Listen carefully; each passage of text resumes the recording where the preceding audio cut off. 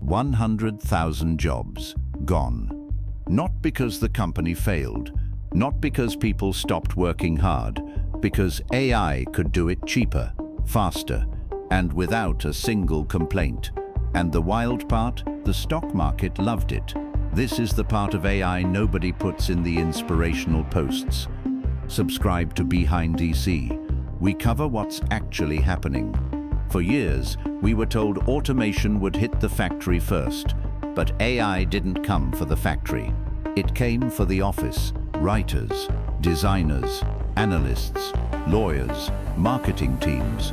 People who thought they were safe suddenly weren't. Whole departments got cut, and companies got rewarded for it. That tells you everything. What makes this different is the speed. The last industrial revolutions took decades. This one is moving in quarters. By the time most people realize what's happening, it's already done, and the thing replacing them doesn't even look human. It's software, running silently in a server room somewhere. No commute, no benefits, no sick days, just output, all day, all night. The hardest part isn't just losing the job, it's the shock. A lot of these people did everything right. They had degrees, experience, years inside the company.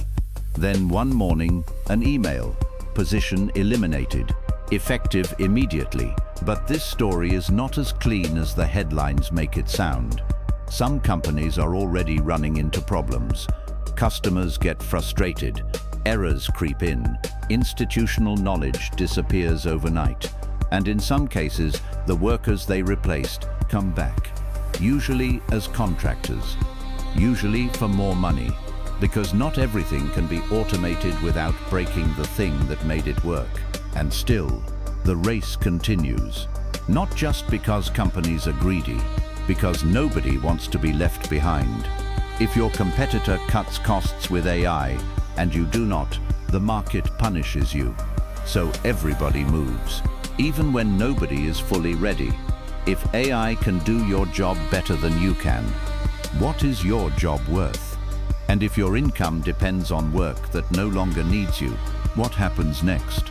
That is the part most people are avoiding, and it's the part we need to face now.